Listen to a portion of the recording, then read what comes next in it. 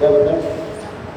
संबंध, अविधेय और प्रयोजन तत्व के रूप में उन्होंने वर्णन किया, जिसमें रस विचार आदि की भी सुंदर रूप में विवेचन करके उन्होंने दिखाया। ये वास्तव रूप में श्रीमद् भागवत की जो मूल जो तात्पर्य है उसके जगत में प्रकट कर रहा है। भागवत की मूल तात्पर्य है गोपी प्रेम की जगत में प्रकट कर रहा है। और पुराण में अनेकों राजा आदि महाराजों के ज्ञान वैराग्य की कथा तो श्रवण कराया, किंतु भागवत की जो प्रतिपाद्य जो विषय है गोपी की सर्वोत्तम प्रेम रास को जगत में प्रकट कर रहा है। समझ में आ रहा है? गोपियों की प्रेम की जगत में प्रकट कर रहा है, ये विशेष वैशिष्ट है।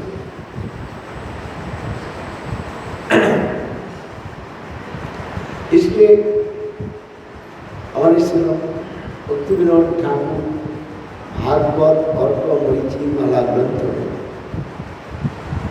समस्त अविधेय और प्रयोजन तत्व के द्वारा ये समस्त विवेचन करके दिखाया। ये तक भी भक्ति विनोद ठाकुर श्लोक में वर्णन करते जा रहे हैं। यह श्लोक इसके राधा जी के नाम से है। इस श्लोक ध्रुव मंदिर के द्वारा अथवा ये श्लोक विशाखा आदि सखियों के एक सखियों के पर लिखा है,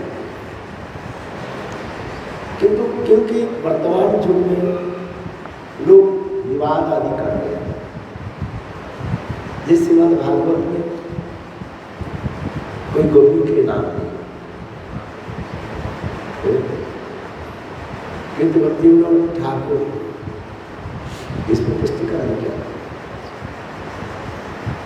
और दूसरी यह दिखाया कोई वस्तु के परोक्ष रूप में यदि वर्णन किया जाता है उसमें माधुर्यता प्रकाश होता है। क्या बोला?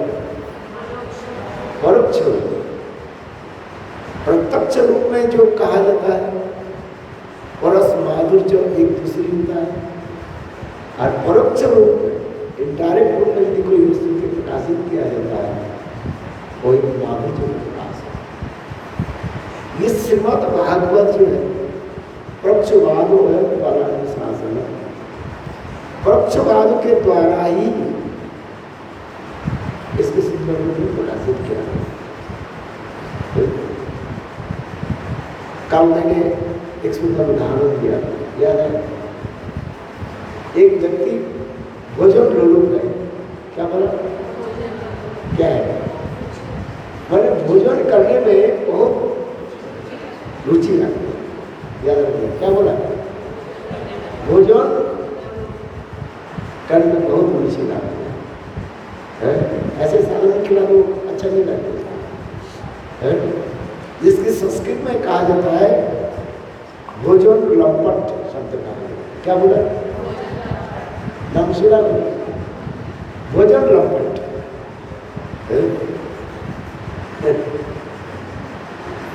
भोजन लंपट व्यक्ति जैसे बुद्धमंगल आदि के नाम आ जाता है। तो भोजन लंपट व्यक्ति यदि आपके घर में आ जाए और आपके अत्यंत जो है घनिष्ठ मित्र भी है, तो उसके भोजन कराने के लिए आपको क्या करना पड़ेगा? अनेक प्रकार के जो है व्यंजन आदि तैयार करना पड़ेगा। तो व्यक्ति जब आए वो व्यक्ति कहेंगे भाई आज तुम्हारे घर में इतने सुगंध कहाँ से आ रहे, इतने सुंदर सुंदर वस्तु क्यों बना रहे? उसका आप क्या जवाब दोगे? बोले देखो आज हमारे ठाकुर जी के जो है जन्म दिवस है। आज इसे ठाकुर जी के जन्म दिवस पर आप भी हमारे पास आए और मेरे कितने सौभाग्य है, आप हमारे घर में आए और देखो बसंत भगवान इच्छा से और हमारे आज ठाकुर जी के जन्मदिन, इसलिए समस्त सामग्री आदि आप एकत्रित करके ठाकुर जी के भोग लगा रहे हैं।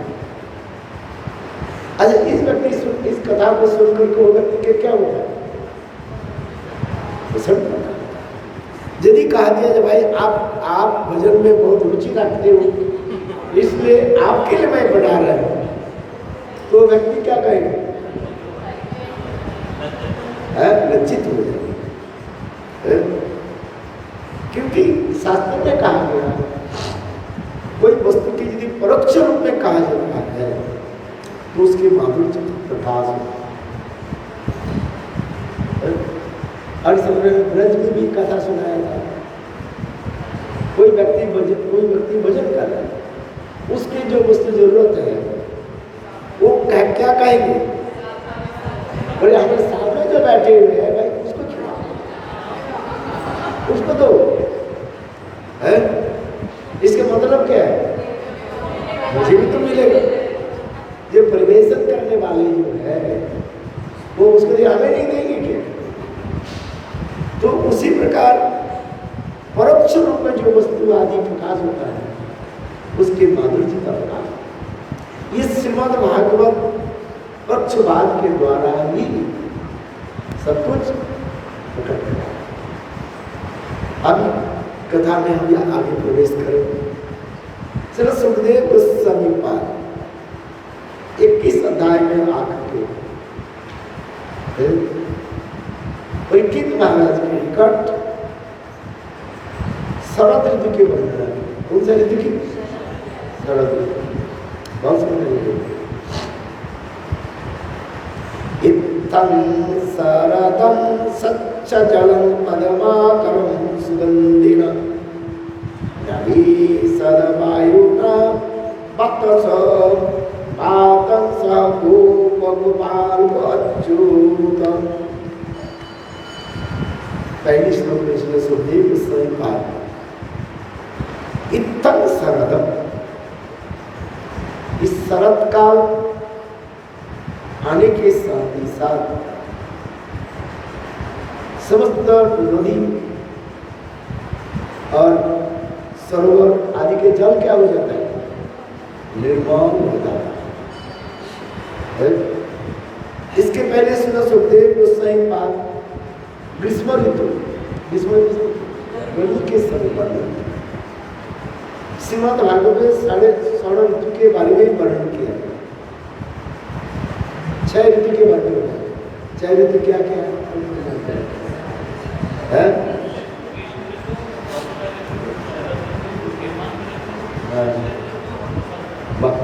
अच्छा, थोड़ा ताली दो है। हाँ, अच्छा। गर्मी के समय सब अस्त व्यस्त हो जाता है, किंतु शरद बरसात होने के साथ ही साथ हृदय निर्मल होता है। और शरद काल आने के साथ ही साथ बरसात के समय जो नदी नालाएं जो है वो जल मैला हो गया था, किंतु शरद ऋतु आने के साथ ही साथ उस सारे मैला जो है कहाँ चले जाता है?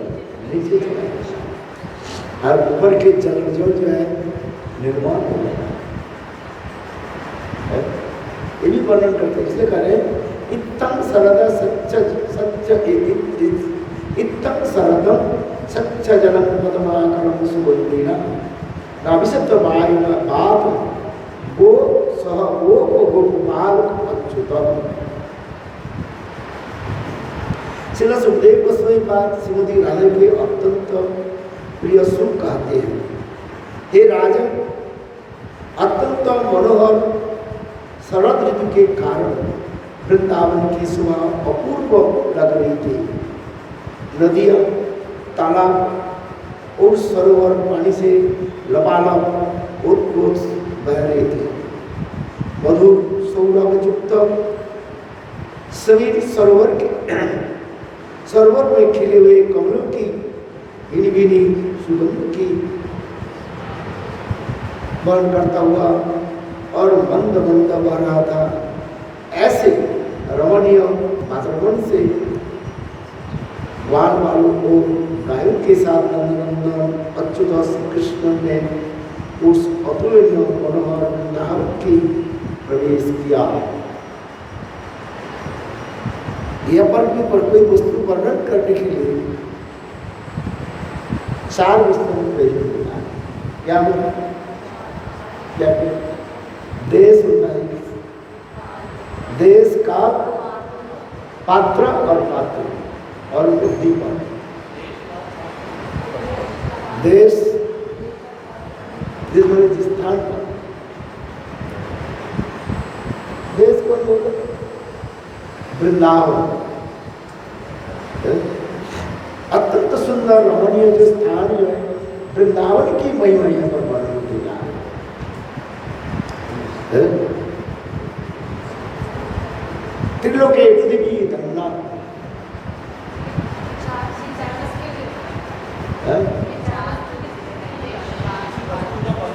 कोई वस्तु की वर्णन करने के लिए 4 वस्तु की जरूरत होता है। देश, काल, पात्र, पात्री और उद्दीपक। अभी देश क्या बोल रहे हैं? वृंदावन की महिमा। त्रिलोके पृथ्वी धन्ना चक्र वृंदावन स्थिता। त्रिलोक में सर्वश्रेष्ठ स्थान कौन सा है? वृंदावन का है।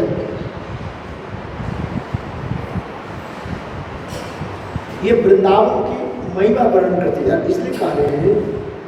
देश काल क्या है?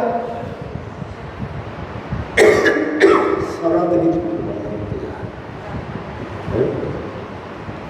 और पात्र पात्री गोपी वृंदावन वासी में इस पत्र पत्रिका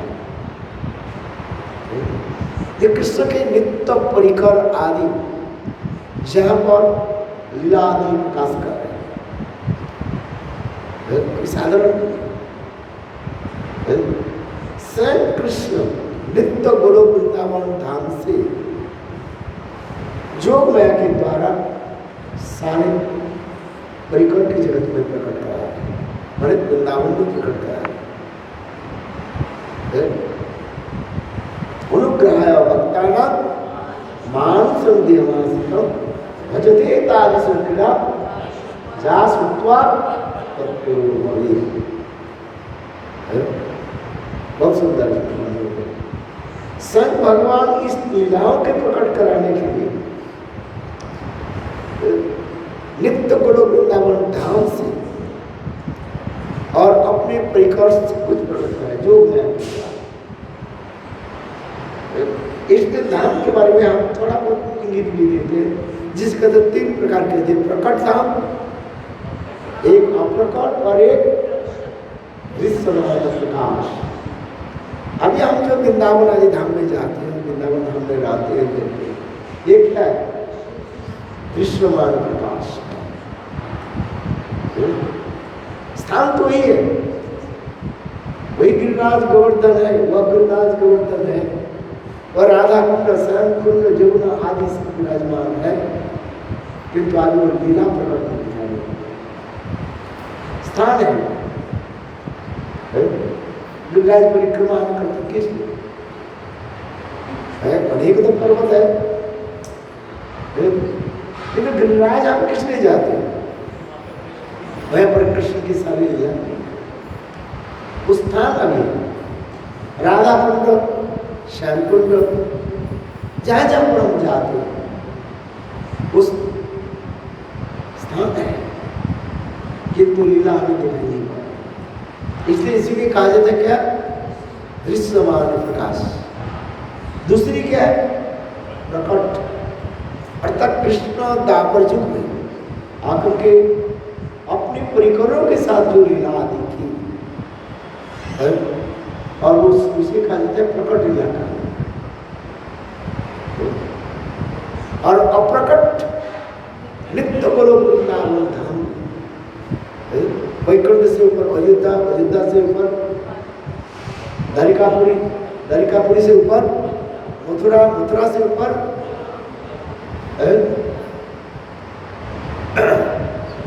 गोलोक, गोलोक के ऊपर क्या है?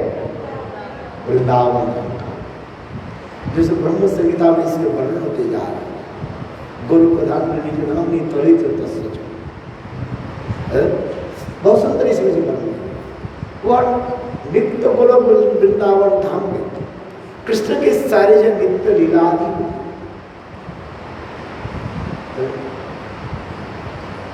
उस, क्योंकि वह पर भी दो प्रकार की भी कहानियां, एक है नित्य लीला और एक नैमित्तिक लीला। याद रखना, क्या बोला?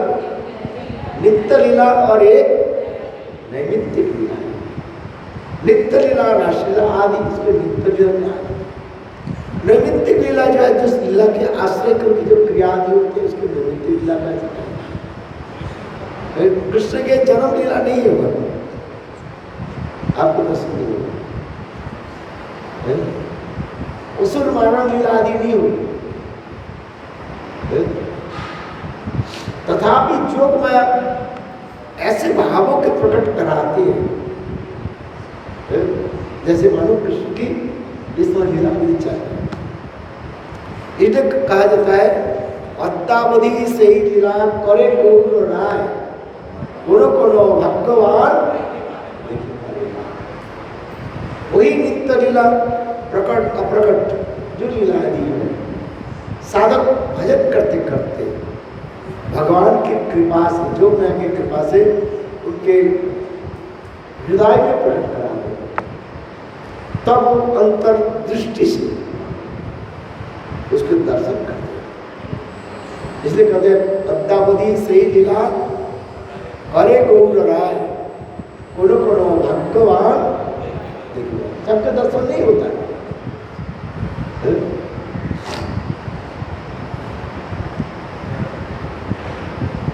ठीक है। धाम तीन प्रकार के धाम में वाले होते हैं, एक दृश्यमान प्रकाश और एक प्रकट और एक अप्रकट गुरु धाम।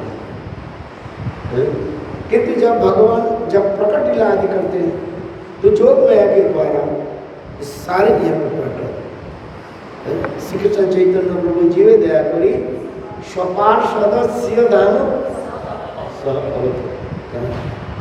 बंगला के कीर्तन में मिलते जा। अभी देश हो गया वृंदावन, काल कौन सा है? शरत काल। शरत काल में क्यों ऊपर बोलते जा रहे हैं?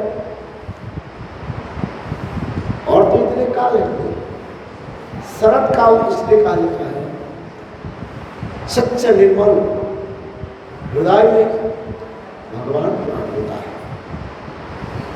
भगवान की प्रकट कराने के लिए हमें क्या चाहिए? निर्मल हृदय। जब तक निर्मल हृदय नहीं हो भगवान प्रकट नहीं हो। वासुदेव सुदितम, वासुदेव भगवान जो है कहाँ पर प्रकट होता है? सत्यम विशुद्धम वासुदेव सुदितम। क्या बोल? सत्यम विशुद्धम वासुदेव सुदितम। विशुद्ध निर्मल चित्त में सब भगवान।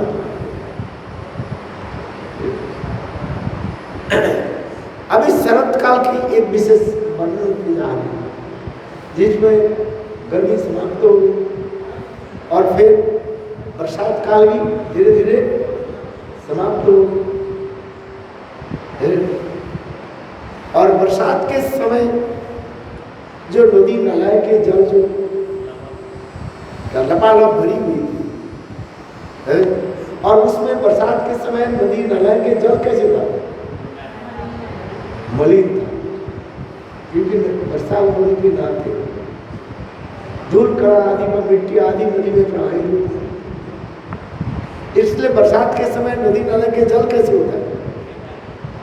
मैल होता है। किंतु सत का रहने के साथ ही साथ उस सारे मैला क्या चलेगा, नीचे चला गया और निर्मल जल हो जाता है। ये पर अभी हम साधक की दृष्टि में थोड़ा भी वर्णन करें। साधक श्रद्धा से लेकर के आसक्ति तक जो पहुंचते उसे कहा जाता है साधन। और इसके पश्चात रति और भाव उसके भाव भक्ति कहा जाता है। और इसके पश्चात तीसरी क्या है, प्रेमा भक्ति। भक्ति के 3 स्तर बताए गए आचार्य भाव, साधन भक्ति, भाव भक्ति और प्रेमा भक्ति। साधन भक्ति में काल मैंने बताया था 2 पत्ते जो है निकाल, एक है कृष्णग्नि और श्रद्धा।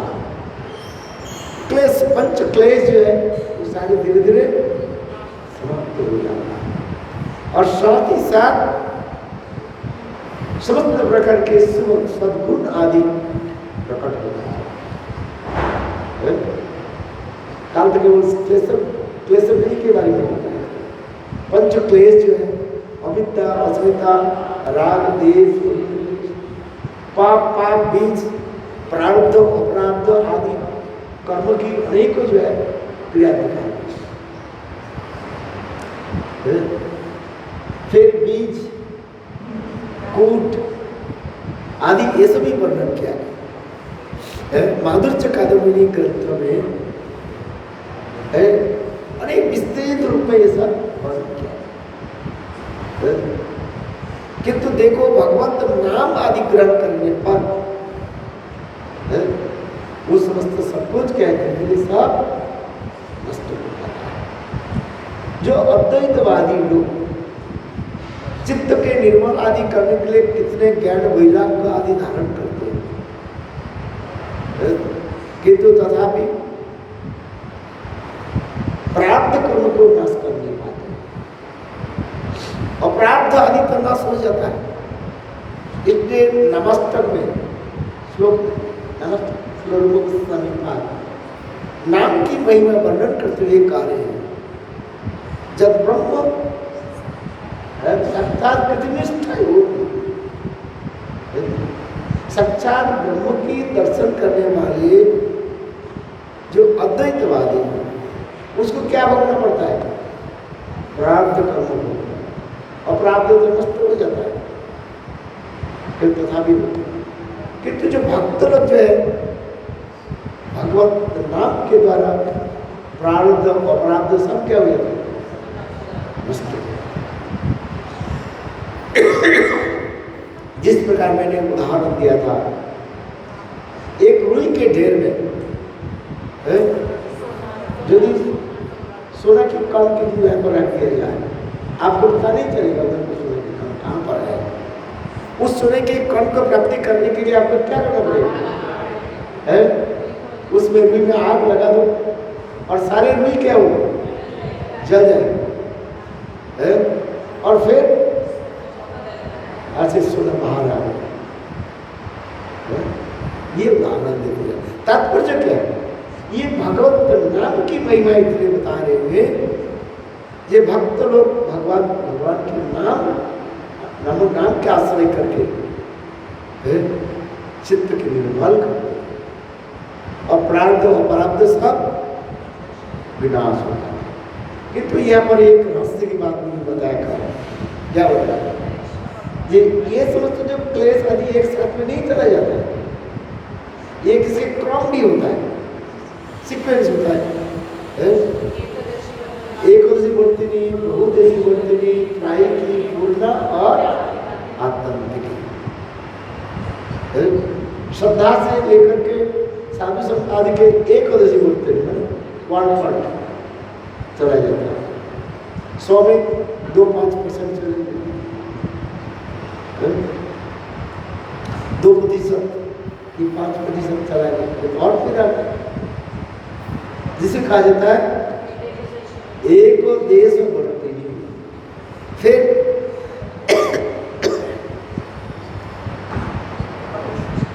बहुदेश वर्तिनी,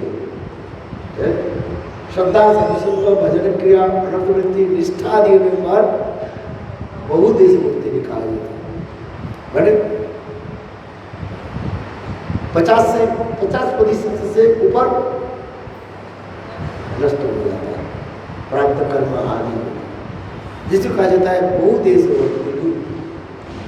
फिर तीसरी स्टेज प्राइम ऑलमोस्ट ये आ जाता है जब आसक्ति दशा में जाता है, रुचि से लेकर के आसक्ति दशा पर आने पर बहुदेश मूर्ति निकाले प्राइवेट रहा गया कितना मतलब 2-4% प्रतिशत रहा गया, 98% বা 95% नष्ट, जिसका हम कहते हैं प्राइवेट का। और पूर्ण साधक जब वृत्ति और भाव दशा में आ जाता है और उनकी विदाई निर्माण हो जाता है, समस्त जो है अनर्थ आदि चले जाते हैं, जिसे कहते हैं पूर्ण कहते हैं कंप्लीट हो। किंतु तथापि कहा जाता है कहीं कि वैष्णव अपराध की जो है गंधन आ जाता है, सब अपराध नष्ट होने पर भी वैष्णव अपराध भी नष्ट हो, किंतु तथापि वैष्णव अपराध की जो गंध जो है वो इतने समझ में नहीं आता। जिसके उदाहरण मैंने कहा था, एक कपूर की टुकड़ा जो है आप एक डिब्बे में रख दो, समझ में आ रही कि नहीं? एक कपूर जो है कहाँ रखो, डिब्बे में रख दो, बंद कर दो। फिर कुछ समय के बाद 2-4 मिनट 10 मिनट के बाद वो कपूर के क्या करो, डिब्बे से निकाल दो। फिर उसमें डिब्बे में क्या आएगी, गंदा आएगा। कौन सा गंदा आएगा? कपूर की गंदा। अभी कपूर है ही नहीं किंतु उसके गंदा उसमें। ठीक उसी प्रकार साधक भाव दस पर आने पर भी कहीं न कहीं उसकी अपराध की जो गंध रहा है।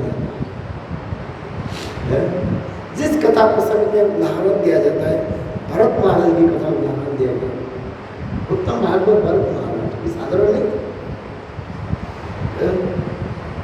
ये भजन करने के जब भजन किया तो हिरण्य के प्रति आसक्ति क्यों हो गई? उसके 2 कारण दिखाए। एक है हो सकता है प्रजन में कहीं वैष्णव के चरण में अपराध की गंध रहे, अपराध से चला गया, इसके फलस्वरूप उन्होंने हिरण्य के प्रति उनकी क्या हो गया, जिसके लिए उसके 3 जन्म व्यर्थ हो जाए। और दूसरे क्या बोला याद है, कई बार बता देता हूं, ये है माया विजृंभित लीला कहा जाता है। थोड़ा जी आपको उलट कर पड़ेगा, माया विजृंभित लीला।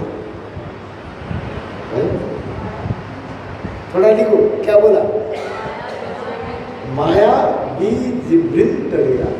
थोड़ा जी आपको थोड़ा टेढ़ा करके बोलना पड़ेगा।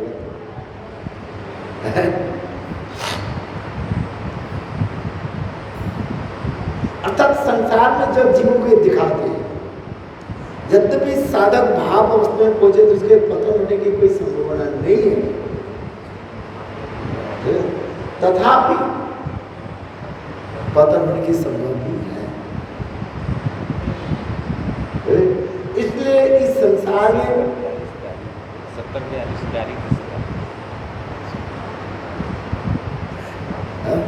70-42 गाड़ी किसकी?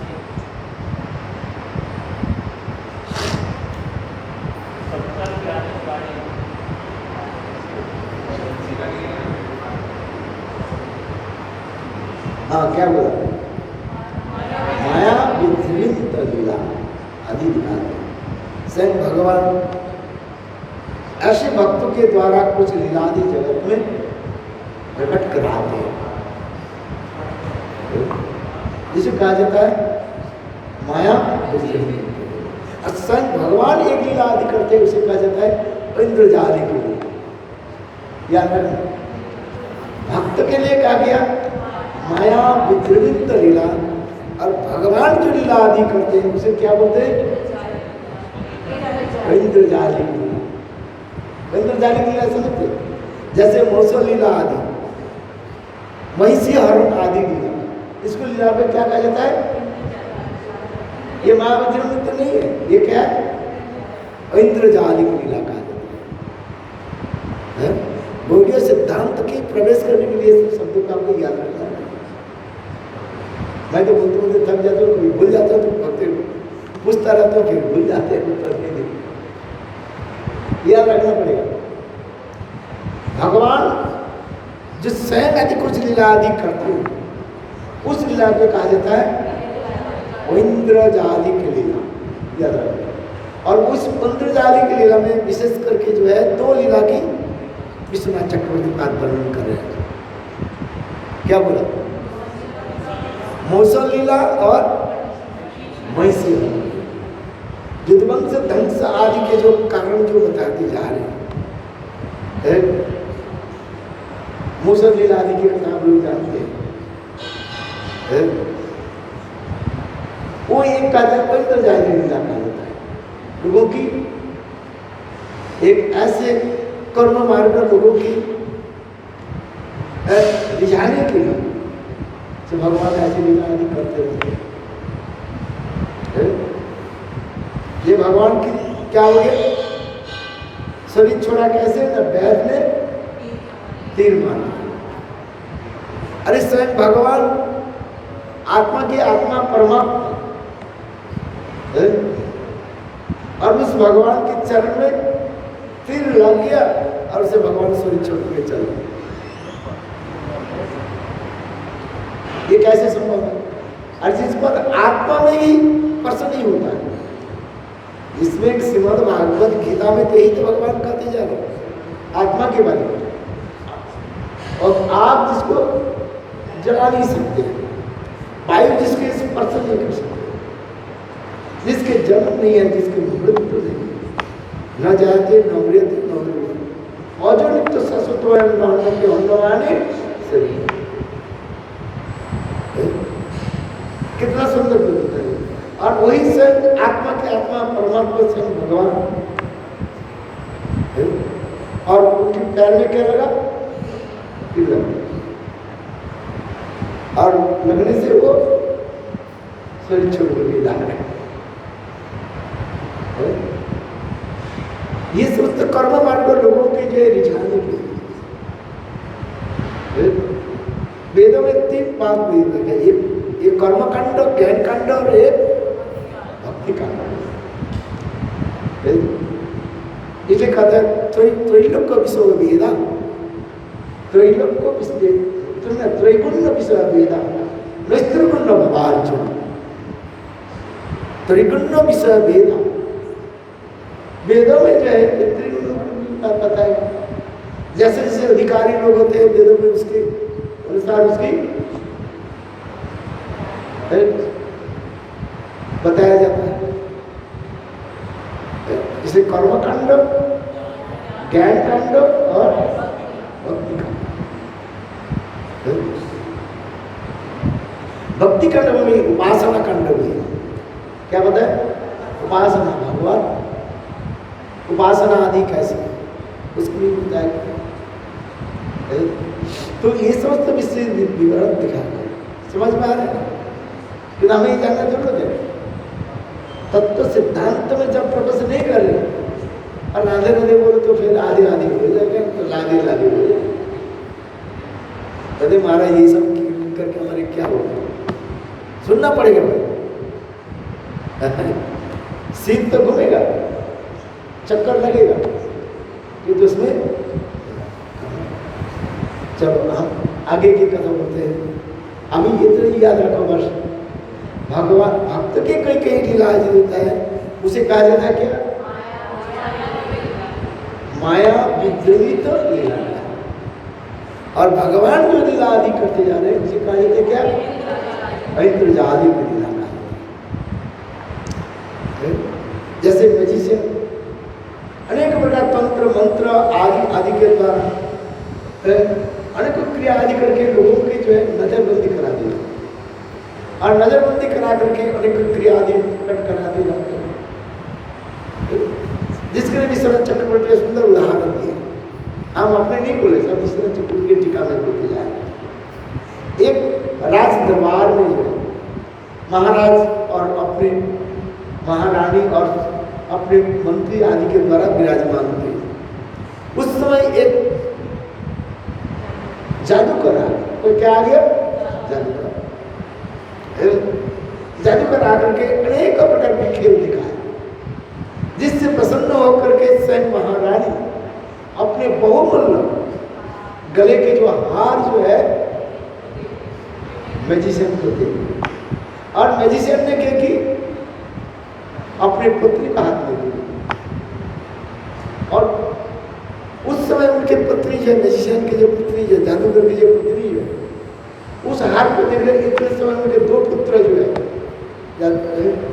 वो कहने कदे मुझे चाहिए तो ये चाहिए।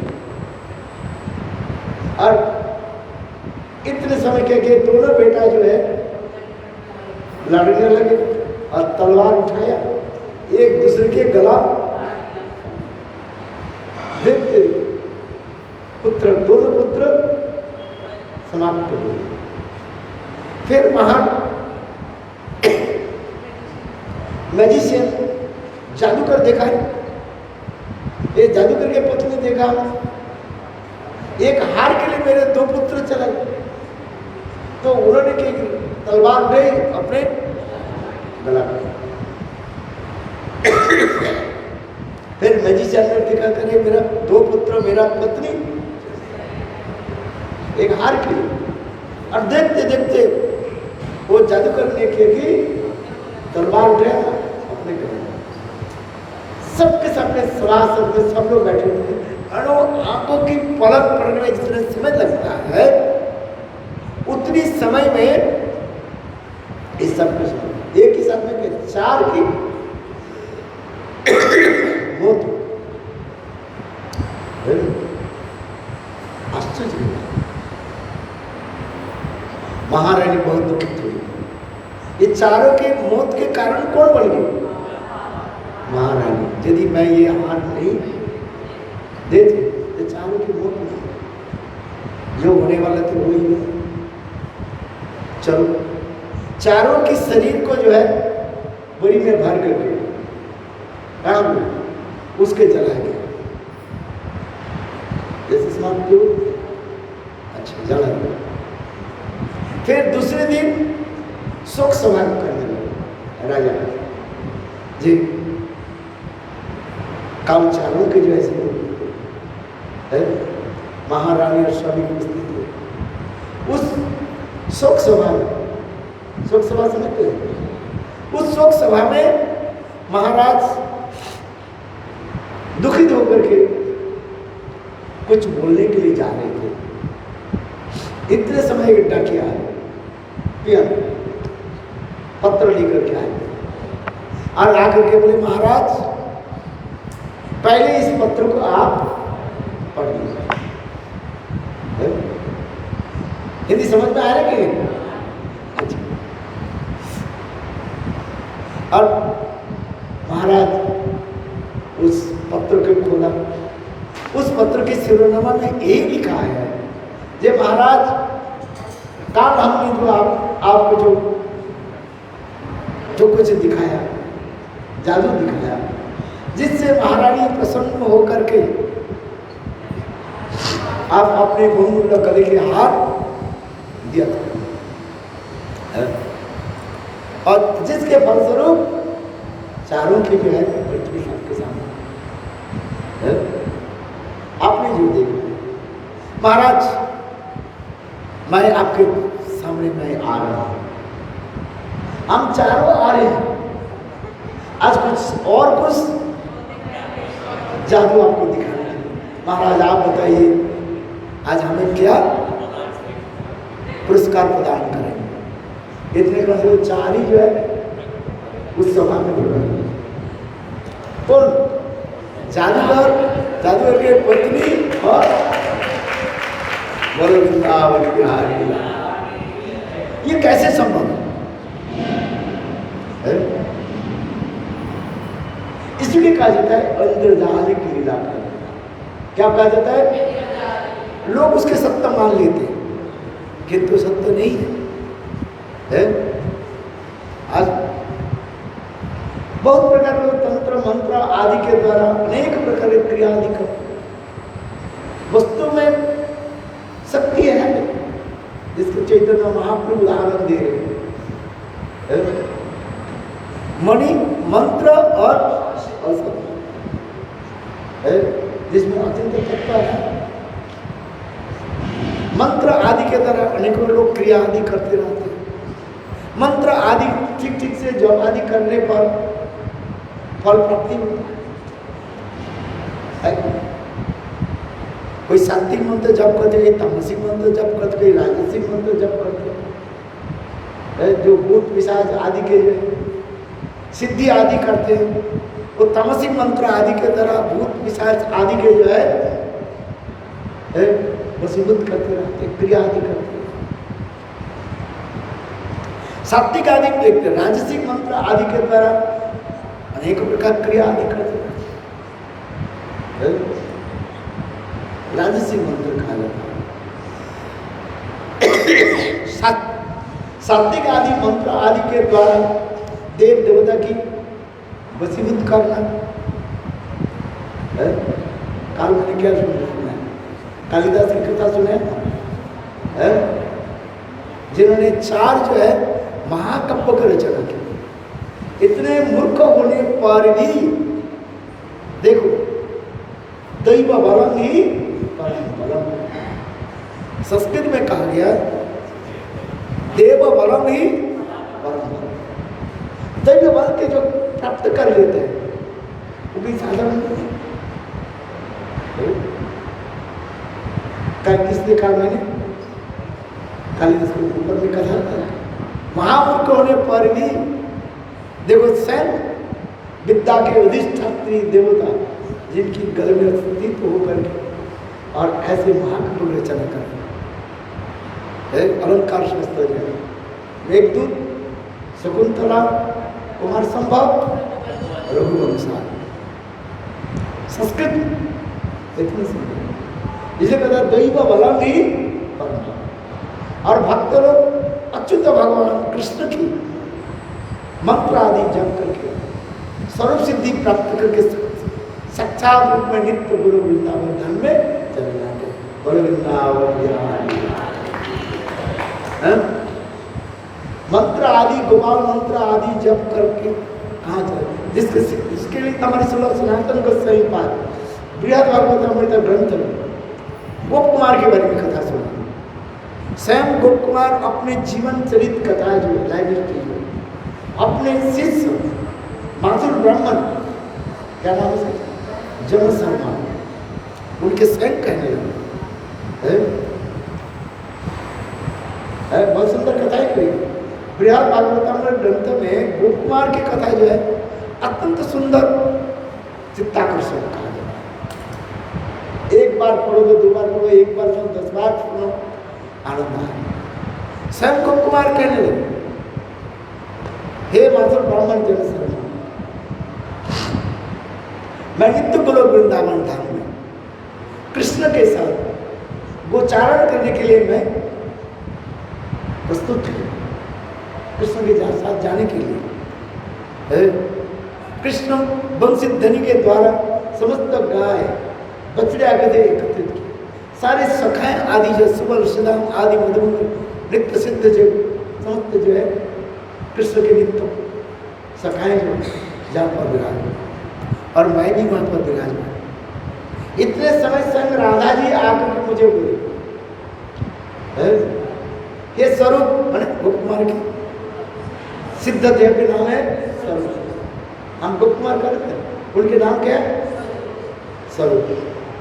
ये स्वरूप गोप कुमार, आज तुम कृष्ण के साथ गोचारण करने के लिए जाओ, जाओ ब्रजलोक में जाओ, वृंदावन, और तुम्हारे शिष्य है कौन? माथुर ब्राह्मण यानी जन शर्मा के लिए। इतना ही तो समझ हमने कहा, देखते कितने समय लगता है। है? और उसी समय गोप कुमार सारे अपने जीवन चरित कथा जन शर्मा के जो है सुनाया। कैसे कैसे उन्होंने इस धराधाम से पृथ्वी लोक से कैसे गोलोक वृंदावन में पहुंचे, इस सारी कथा को श्रवण कर रहे हैं। किंतु श्रवण से भी उनके नहीं हो रहा है। आश्चर्य की आप पढ़ो, श्रवण नहीं हुआ फल, केवल श्रवण से नहीं होगा, मनन नहीं तो फल, और केवल मनन करने में नहीं होगा। क्या चाहिए? अरे मनोमंद चिंतन, उनकी कृपा होनी चाहिए। उसमें लिख रहे यथा स्वरूपवत कथा श्रवण करा, चिंतन भी हो रहे, किंतु तथापि माथुर ब्रह्मन के अनुभव नहीं। तब उस समय गोप कुमार यानी स्वरूप ने क्या किया? उनके सिर पर हाथ रखे, यथा स्वरूपवत अपने गुरु के भांति उस सारे वस्तु के वो अनुभव कर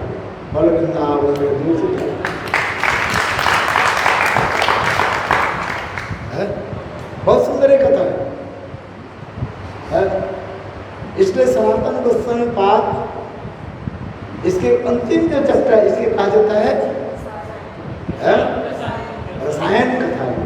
साधु संघ की महिमा इतने दिखाई गई, साधु संघ की महिमा केवल श्रवण करने से नहीं होता है, केवल मनन भी नहीं होगा। फिर क्या करना पड़ेगा? क्या चाहिए? कृपा चाहिए। इसलिए उसमें लिख रहे जब स्वरूप उनकी सिर पर रख दिया हाथ, उसमें लिख रहे यथा स्वरूप अपने गुरु के भांति सब अनुभव कर। नायक आत्मा प्रवचन लपो न मेधन बहुना सुखी न जो में विषय वृंदते न रप्पो तस्य आत्मा विवृणुते। इसलिए कृपा की महिमा। चलो बहुत कथा बोलते हैं। हाँ क्या बोले? देश भाग अभी हम जो कथा एक छोड़ दिया मंत्र, जिसके महापुरुष कह रहे मणि मंत्र और औषधि तीनों में जो अचिंत्य शक्ति है, तीनों में क्या है?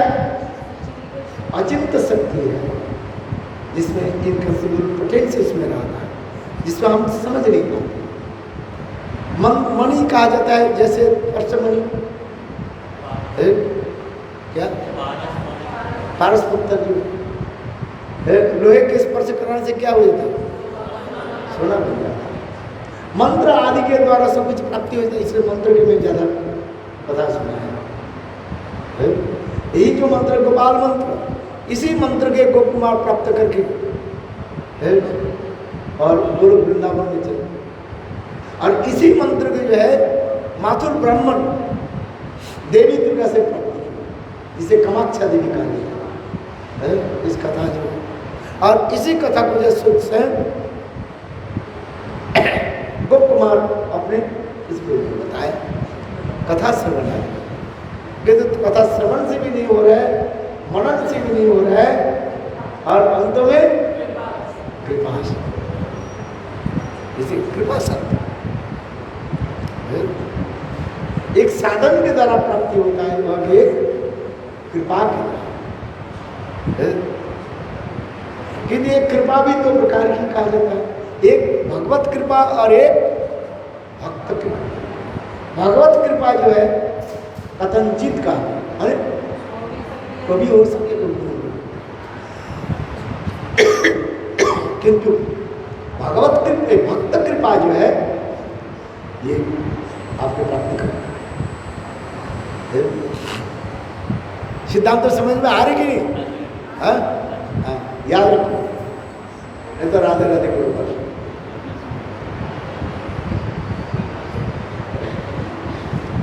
राधे राधे बोलेंगे वृंदावन में बोलेंगे। चलो आप जा रहे हो राधे राधे?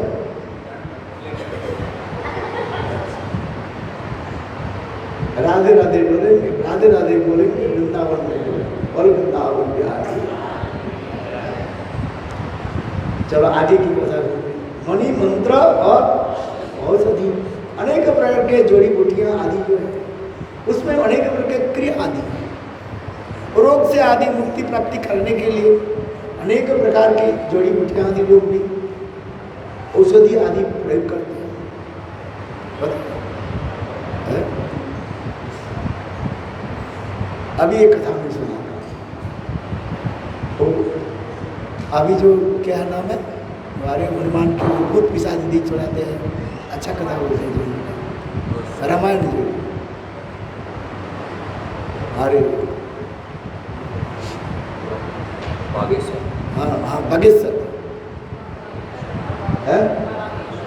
अच्छा जहाँ तक अच्छा है बुझते ले देखो उनके प्रश्न किया है जे आप जो कुछ करो करते, हम कुछ नहीं होता, हमारे सन्यासी हमारे हनुमान जी जो करते हम वो करते, हम कुछ नहीं बोलते है, वो हमें जैसे प्रेरणा देते हैं हमें ऐसे करते हैं।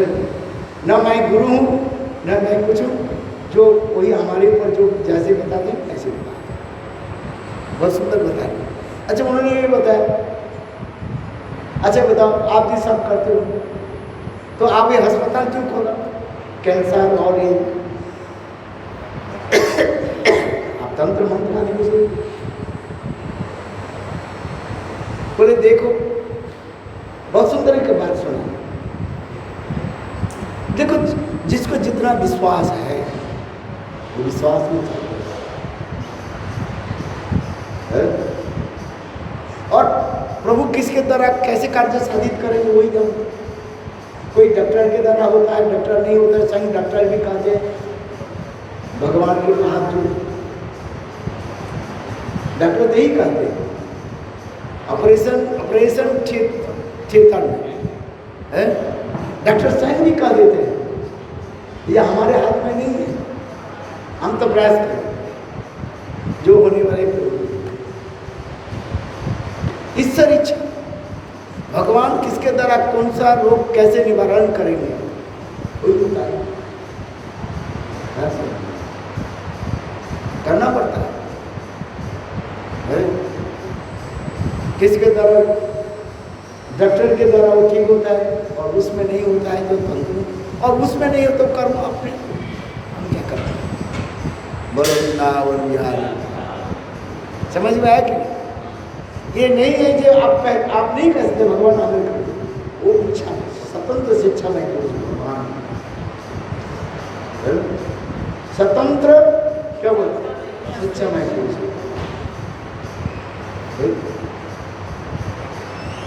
तो अभी मेरे कहने की तात्पर्य है एक ऐश्वरिक शक्ति है, क्या बताया ऐश्वरिक शक्ति है उसमें भगवान शक्ति संचार आदि करके क्रिया आदि करते हैं। चैतन्य महाप्रभु दक्षिण देव भ्रमण कर रहे थे, कुष्ठ भी थे, उनके सारे शरीर में कुष्ठ कीड़ा हो और एक उनके शरीर से जो कीड़ा बाहर निकल जाते थे वो उड़ा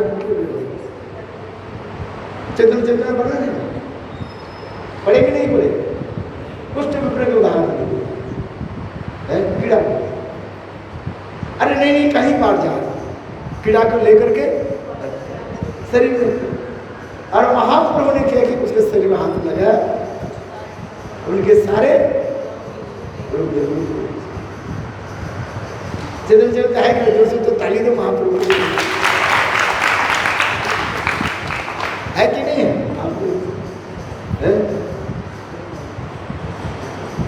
क्योंकि भगवान कुर्तुम अकुर्तुम अनथा कुर्तुम जो समर्थ है भगवान ये जीवन ये जरूरत नहीं है सबके करें, किसके ऊपर कैसे करें कौन पता।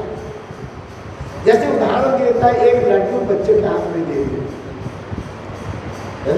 समझो, और वहीं पर उनके अनेकों मित्र बैठे हुए, वो बालक किसी के हाथ में लड्डू दे दिए, किसी के हाथ में दे सकते हो, वो कहेंगे उसको दिया हमें क्यों नहीं दिया, उनके बालक की जैसे स्वभाव जैसे है, बड़े भगवान उसकी स्वतंत्र शिक्षा में पुरुष है, बहुत आराम दिया गया उसको शास्त्र में। कहते उनको दिया हमें क्यों नहीं दिया? अरे स्वतंत्र शिक्षा में भगवान उसके ऊपर हम अंकुश नहीं लगा सकते। समझ में आ रही? ये भगवान उनको दिया हमें क्यों नहीं दिया? इसके उत्तर नहीं। स्वतंत्र शिक्षा में पुरुष स्वयं भगवान, जैसे एक छोटा बच्चा लड्डू किसी को सब खाने बेटा किसी का बोलो वृंदावन में अभी आई। तो हमने ये कहा जाता है भगवत लीला के लिए देश काल, काल क्या है? ये शरत काल कहा जाता है। अभी जो कहीं भी दिन आ रहा है, समय तो हो गया, केवल इंट्रोडक्शन में समय लगता है। इत्तम शरदम, शरत काल आने से चित्त कैसे निर्मल होता है, इसको ध्यान। और फिर शरदम, सर माने तीर आदि के द्वारा है, क्या बोले? सर शब्द के दो अर्थ होते हैं।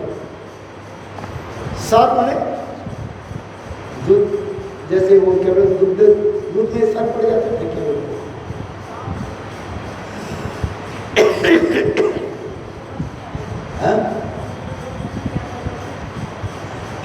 इत्तम शरदम, शरत काल कहा जाता है। इस शरद के दो अर्थ करो। शरद, सर शब्द जो होता है, सर शब्द के अर्थ होता है तीर, बाण कहा जाता है, एरो। और सर शब्द के और एक अर्थ होता है जिसमें दूध में जो मलाई यदि पड़ जाता है उसके लिए सर का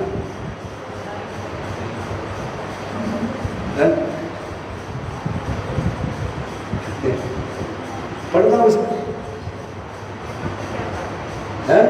अरे शरत काल आने के साथ ही साथ हमारे चित्त कैसे निर्मल हो जाता है, अर्थात अनर्थ आदि धीरे धीरे नीचे चला जाता है, चित्त निर्मल होता है। इस शरत शब्द के अर्थ वर्णन होते हैं। और शरत, शरत, सर शब्द के अर्थ होता है जैसे दूध आदि मलाई, जैसे दूध में जैसे मलाई आ जाता है। फिर आज दूध के रख दो, दूसरे दिन सुबह देखोगे उसके ऊपर एक क्या पड़ जाता है?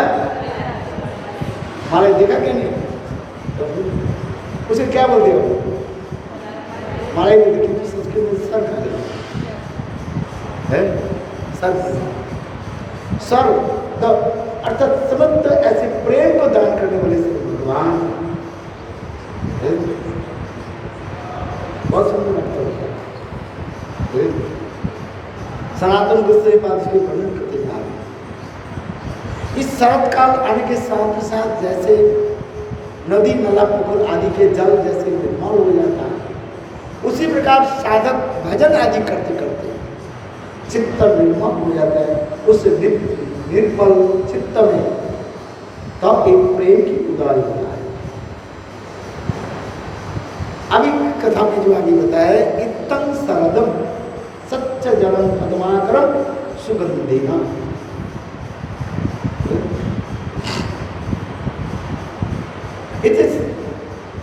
काल को से बताया शरत काल। पात्रपात्री कौन है? गोप। इसमें स्पष्टीकरण है। इत्तम शरद सच्च जलम पद्माकरम सुगंधेना नविशत वायुकान पात्रम सह गोप गुबाल अच्युतम। सब अच्युत भगवान कृष्ण है। और वो आदि के साथ अथवा गोपी आदि के साथ श्रीमती राधा आदि अत्यंत प्रिय कहते राजन अत्यंत मनोहर शरद ऋतु के कारण वृंदावन की शोभा अपूर्व लग रही थी, जिसमें नदियां, तालाब और सरोवर पानी से लबालब ओतप्रोत बह रहे थे। मधुर सौरभयुक्त समीर वायु सरोवर में खिले हुए कमलों की बिनी बिनी सुगंध के वहन करता हुआ मंद मंद बह रहा था। ऐसे रमणीय वातावरण में ग्वाल बालों को गायों के साथ नंदनंदन अच्युत श्री कृष्ण ने उस अतुलनीय मनोहर वृंदावन में प्रवेश किया। इसमें उद्दीपन भी आ रही। उद्दीपन क्या है? नदी तालाब आदि में जिस कमल आदि से खिले हुए सुगंध आदि प्रवाहित हो रहा है। ये सब छोड़ो तो कहीं नहीं जाओ, ये सब छोड़ो तो राधा कुंड कुंज कुटीर गोवर्धन पर्वत जामुन तीर। ये समझते उद्दीपन होता है। वस्तु के देख करके चित्त जो विवाहित होता है उसके उद्दीपन कहा जाता है। साधक जितने जितने उन्नत स्तर में पहुंच जाते हैं और उन्नत स्तर में पहुंच करके वस्तु आदि दर्शन में उसके चित्त उद्दीपन करा, चित्त को उद्दीपन करा, स्टिमुलेट करा देता है। आज जैसे सुंदर रमणियों को देख करके क्या होता, गोपियों की स्मृति आ जाती है। तो कृष्ण ने प्रश्न किया, यदि कुत्सित रमणियों को देखे उसके क्या उद्दीपन हो? उतनावत के लिए उद्दीपन होगा, क्यों नहीं होगा? उतना इतने कुरूपा होकर के भी भगवान कैसे प्रेमा भक्ति को व्यक्ति करते हैं। वकील स्पष्टीकरण कर उतना कैसे थी? कुरूपा थी। उतना पुत माने पवित्र न बने, जो अपवित्र थी, कुरूपा थी, बालक घाती थी, छोटे छोटे बच्चे के मारने का और उनकी गुणों के जो है पीने का पुतना बालघाती भी रुधिरास। केवल ऐसी नहीं है, जिनके शरीर से जो है अनेक प्रकार के जो है दुर्गंध आदि निकल रहे, केवल एक मातृवेश बना है। समझ में आ रही? उतना मातृवेश बना करके ब्रज में आ गए। और 6 दिन के बालक बाल गोपाल कृष्ण के अपने स्तनों के द्वारा पान करने का प्रयास किया और उस स्तन में कालकूट जो है विष लगा हुआ, किंतु भगवान ने कैसे गति दी? धात्रोचित गति तो अन्न। माँ जसोदा की परिचारिका के रूप में गोलोक में उनको भेज दिया। हजार हजार साल तक मुनि ऋषि लोग अनेक प्रकार की साधन आदि करके चित्त के निर्मल करके तब कहीं जाकर के वैकुंठ आदि प्राप्त करते हैं। उतना कोई साधन किया? आप बताओ, कोई साधन तक नहीं किया। अरे कम से एक बार स्नान तो कर लेते। प्रातः स्नान नरकम जाति माघ स्नान विशेष और प्रस्तरिकुंठा संलग्न वैकुंठ महती। अरे वैकुंठ उतना कोई स्नान तक भी नहीं किया। ऐसे दुर्गंधमय जी ऐसे और स्वयं भगवान उनके ऐसे सर्वोच्च गति। अच्छा, उद्दीपन हो गया ना? क्या है? देखो उतरावत की लीला। और यदि कि सुंदरी कोई रमण हो सके, श्याम सुंदरता वरिष्ठ सुंदर चमहित समस्त जगत जनस्य श्यामस्य वामवत तरुण कदाम ताम इंद्रवरम प्रभु श्याम सुंदरता वरिष्ठ सुंदर चमहित समस्त जगत सुंदर प्रभु से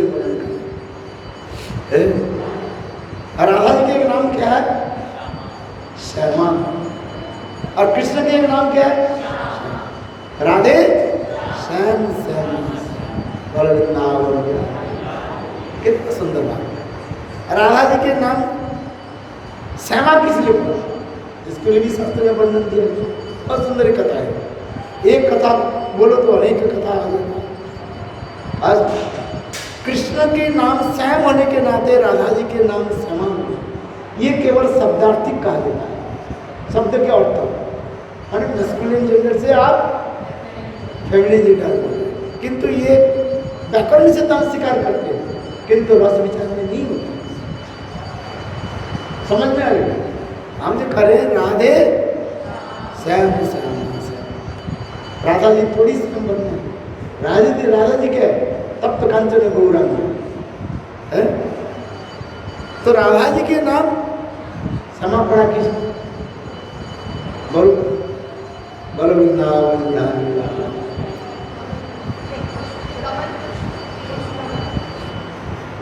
हाँ इसे पढ़ है, बहुत सुंदर सुंदर कथा है। श्यामा नायिका परिकीर्तिता है। बोले जिनकी चरण कमल की स्पर्श से सुंदर पुष्प आदि विकसित हो जाता है, बकुल पुष्पिता, जिनकी अंग गंध से ऐसे सुगंध निकलते हैं, भौरे आदि जय भड़बड़ाते रहते हैं, जिनकी बकस्तर इतने सुंदर होता है, सब देखकर के आश्चर्य है। उसी की कहा जाता है श्यामा नायिका परिकीर्तिता। अधिक जानने के लिए आप भजन रस पढ़ो, लिखा भजन रस से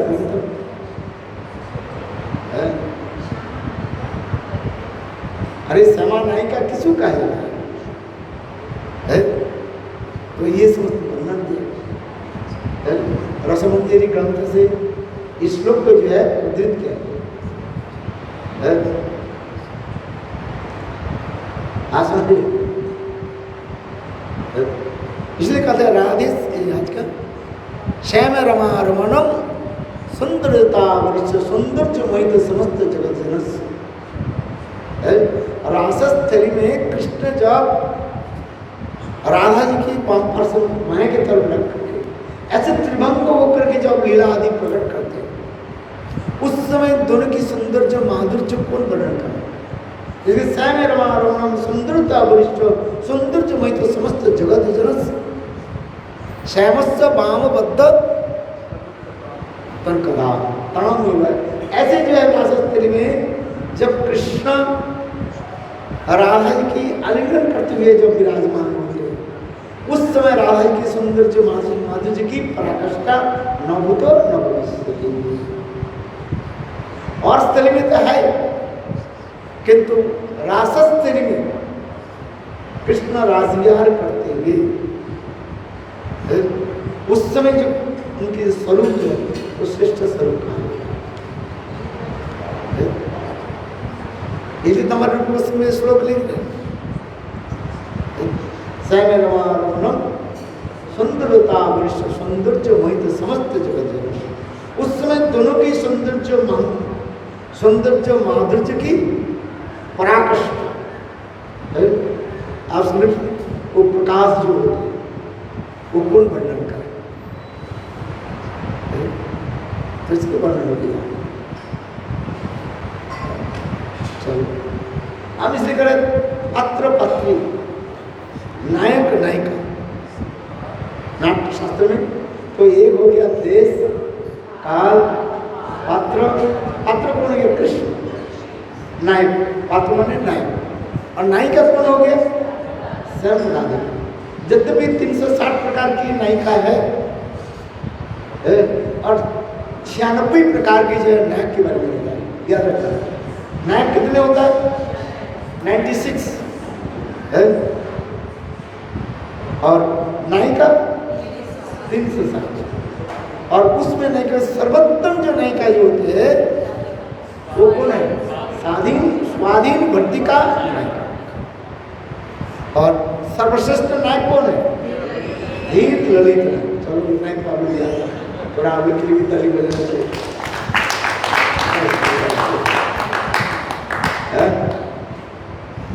आज हम इसलिए करें देश काल पात्र नायक और बुद्धिमान भाव की जो है बुद्धिमान को स्टिमुलेट करते। जब हो गए तब तो बेनिफिट होता है। तो इस क्यों ये पर जो है बेनिफिट में क्या वर्णन कर दिया जाता है? पूर्व राग की कथा वर्णन है। पूर्व राग, मान, प्रवास और प्रेम वैचित्र। चलो आप लोग याद रखें, बहुत अच्छी बात है। लोग तो भूल जाते हैं, मैं भी भूल जाता हूँ, क्योंकि आप लोग के समय से याद आ जाता है। आज ये पूर्व राग किसको कहा जाता है, इसके बारे में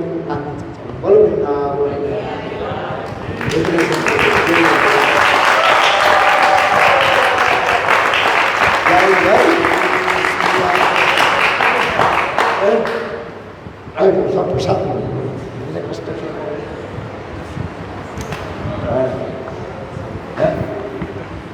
इतने समय तक आप लोग कष्ट किया तो प्रसाद लेना चाहिए कि नहीं? बिना प्रसाद से मत जाओ।